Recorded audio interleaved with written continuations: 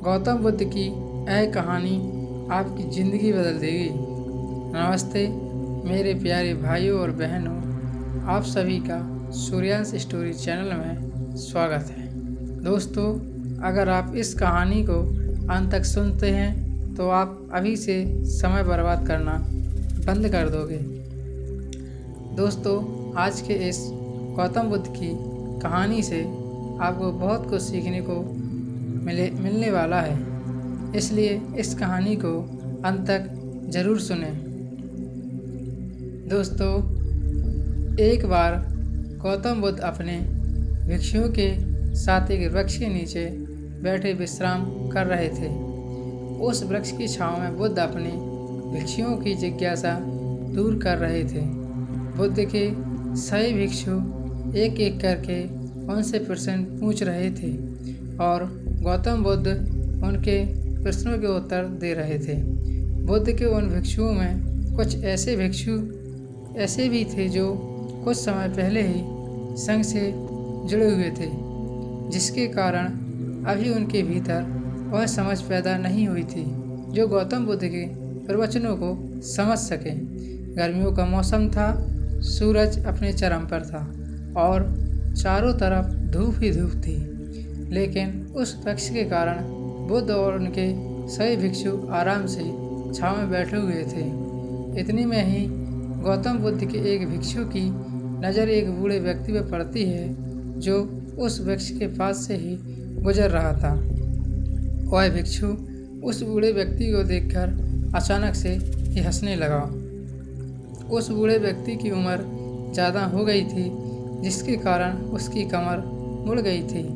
उस बूढ़े व्यक्ति के हाथ में एक डंडा था, जिसका सहारा लेकर वो बूढ़ा व्यक्ति अपनी मंजिल तक पहुंचने का प्रयास कर रहा था। उस बूढ़े व्यक्ति का शरीर केवल हड्डियों का ढांचा मात्र था।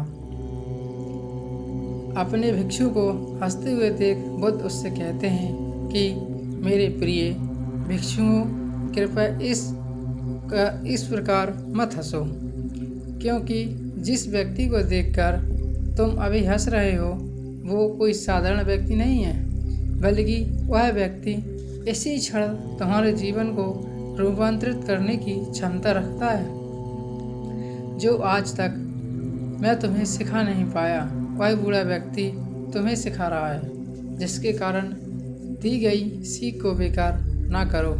बुद्ध की ये बात सुनकर वह भिक्षु बुद्ध से कहता है कि मुझे क्षमा करें बुद्ध, पर मुझे ये समझ नहीं आ रहा कि जो एक बूढ़ा व्यक्ति जो खुद को अपने शरीर और अपनी बीमारियों से लाचार है, वो मुझे क्या सिखा सकता है।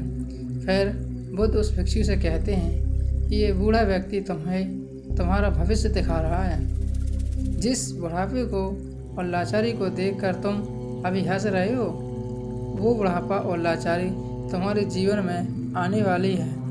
वह बूढ़ा व्यक्ति तुमसे कह रहा है कि अभी समय है, इस स्वस्थ शरीर को अच्छे कर्म करने के लिए उपयोग करो।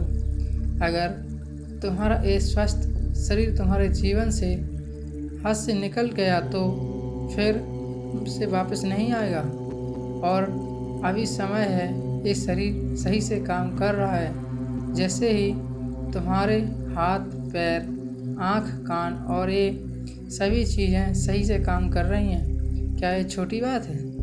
और तुम क्या इसे मामूली सी बात समझ रहे हो? यह घटना कोई साधारण नहीं थी जो अभी तुम्हारे साथ घटी, और ये घटना तुम्हारे जीवन को बदलने की क्षमता रखती है। ठीक इसी तरह की घटना ने मेरा जीवन बदला था, और मैं इस तरह की घटना के कारण ही आज मैं बुद्ध हूँ।